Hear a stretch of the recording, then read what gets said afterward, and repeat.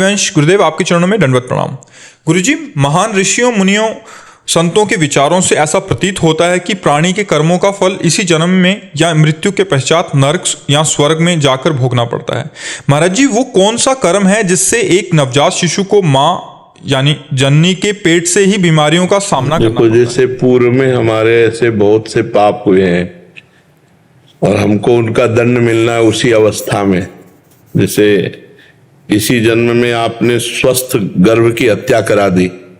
भ्रूण हत्या कोई ऐसी बिरली माँ हो जो ना करवाए, बिरली ही कोई माँ होगी जो ना करवाए, नहीं तो गर्भ हत्या भ्रूण हत्या प्रायः बहुत सफलतापूर्वक कराया जा रहा है, नहीं कराया जा रहा है। तो अब जब तुम हत्या जिस जीव की करवा रहे हो तो तुम भी गर्भ में सड़ने वाले रोगों से युक्त होगे और तुम्हारा भी नाश होगा। जैसे कर्म करोगे वैसा भोग मिलेगा ना। तो माता पिता जो ये गर्भ हत्या करा रहे हैं, भ्रूण हत्या करा रहे हैं, निर्दोष बालक की हत्या हो रही है, वो बालक जन्मता तो अपने कार्य को प्राप्त होता ना, समाज के कार्य को प्राप्त होता ना। उसमें तुम दोनों का संकल्प मिला और उससे तो फिर तुमको भी उसी गर्भ में जाना पड़ेगा। और उस गर्भ में अगर वो हत्या करने वाले नहीं हुए तो कर्म तुम्हारा ऐसा निकृष्ट होगा कि तुम हत्या के बराबर ही रोज कष्ट भोगोगे, जन्म लेकर के भी और या गर्भ में ही जितने दिन रहे। तो उतने दिन में ऐसे डॉक्टरों से चेक करवाया, बोले अमुक जगह अमुक अंग अमुक, या गर्भ से ही अपंग नेत्रहीन कई तरह के कष्ट युक्त प्रकट। ये गर्भस्थ शिशु को आपने दंड दिया तो उसीलिए गर्भस्थ होकर के आपको दंड भोगना। बोले अभी तो बच्चा पैदा हुआ, 500 शुगर है, ये है, वो कष्ट है, वो कष्ट है। ऐसे कितने बच्चे होते पैदा होते ही कैंसर हो गया है उनको, कितने कष्ट होते, वो सब दंड होता है। अब अपने लोग कर्मों को तो जानते नहीं ना। अब जीव तो अविनाशी है, अविनाशी शरीर के द्वारा पाप कर्म किए तो जो जो शरीर मिलेगा उसमें उसको उसी अवस्था के अनुसार उसको दंड मिलेगा, उसी अवस्था के अनुसार दंड मिलेगा। तो कर्म तो भोगना पड़ेगा, जिस समय जैसा तुमने किया उसी का अधिक मात्रा में फल भोगना पड़ेगा। अब जैसे मांडव्य ऋषि का आता है, आपने सुना होगा चरित्र, मांडव्य ऋषि एक हुए। तो बचपन में एक तितली होती ना, उसकी गुदा में बंबूल का कांटा डाल के खेल खेल में छोड़ दिया, ऐसे वो तड़प कर मरी थी। तो एक दिन ये खड़े थे अपने आश्रम में और हाथ उठाकर तपस्या कर रहे थे मांडव्य ऋषि। तो कुछ राज खजाने से चोर चोरी करके भागे, इनके आश्रम में छुप गए। राजकर्मचारियों ने जब पकड़ा तो माल सहित चोर इन्हीं के आश्रम में मिले और ये ध्यानस्थ ऐसे खड़े थे, इनको भी उठा लिया कि नाटक कर रहा है बाबा जी भजन का और चोरों को साथ रखता है। अब वहां जाकर के राजा के सामने पेश किया, राजा ने सूली की सजा दे दी। चोरों को सूली की सजा मिली, महात्मा को भी सूली की सजा मिली। चोर तो मर गए समय पर, लेकिन महात्मा पद्मासन में बैठ गए। महाभारत में श्री कृष्ण द्वैपायन व्यासदेव जी के द्वारा लिखित कथा हम आपको बता रहे। तो जब दूसरे अपराधियों को सूली की सजा देने के लिए ले गए तो वहां देखा कि वो महात्मा पद्मासन में। तो राजा से प्रार्थना की कि कोई महात्मा आ गया, तो गौ ब्राह्मण आदि को आगे करके गए, विनय किया। तो मांडव्य जी ने कहा मुझे आपसे कोई मतलब नहीं, मुझे केवल सूली से निकालो, मैं सीधे धर्मराज से बात करता हूं। तो सूली निकली नहीं, लाख प्रयास किया गया, सूली काट दी गई।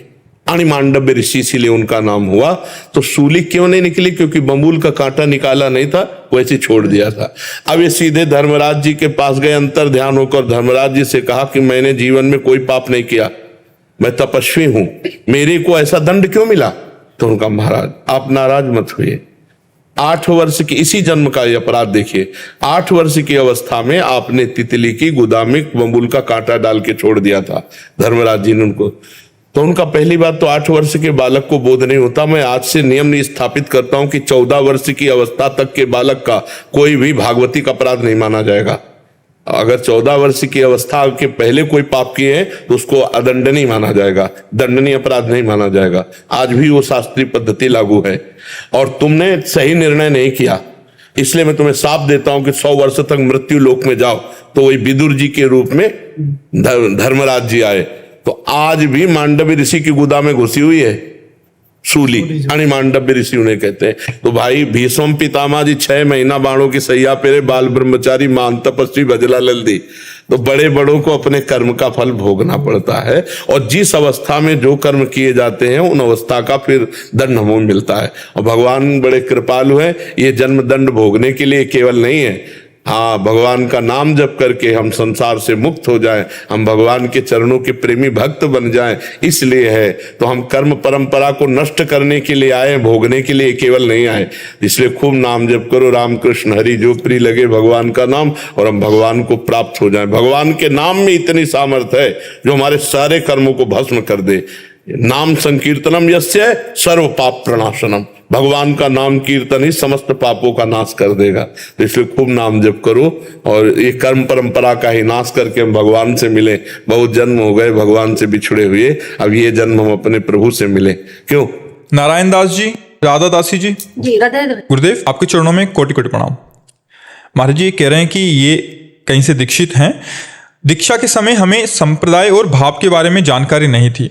हम लड्डू गोपाल जी को वात्सल्य भाव से पूछते थे। आपके सत्संग से हमें पता चला कि भाव देह की प्राप्ति तभी होती है जब उस संप्रदाय। हाँ, इसीलिए दीक्षा ऐसे थोड़ी ले ली जाती कि 4 लोग ले रहे हैं हम भी ले लें। गुरु ऐसे थोड़ी बनाया जाता है।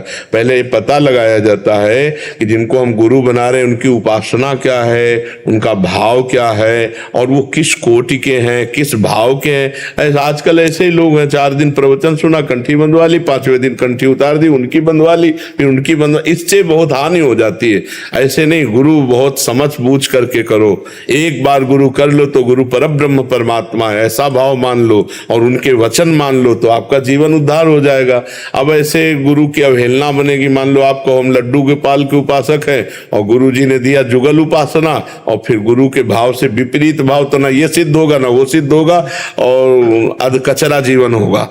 हमें लगता है इसीलिए बहुत जानबूझकर समझ करके गुरुदेव का वर्ण करना चाहिए। जी महाराज जी, अभी क्या आज्ञा है हमारे लिए, हम क्या कर सकते हैं? अभी जो हमारे गुरुजी ने हमको दिया है गुरु मंत्र, उसका हम नियमित जाप करते हैं, करना चाहिए, और राधा नाम के जाप भी करने की कोशिश करता है कृपा से। हाँ ठीक है। तो महाराज जी अभी आप बताइए, हमारा मार्गदर्शन कर दीजिए।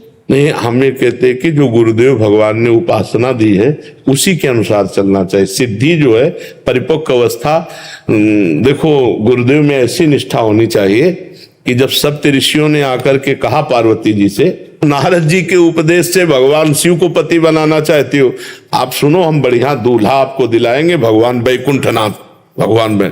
तो पार्वती जी ने कहा, तजऊ न नारद कर उपदेशु, आप कहें 7 बार महेशु।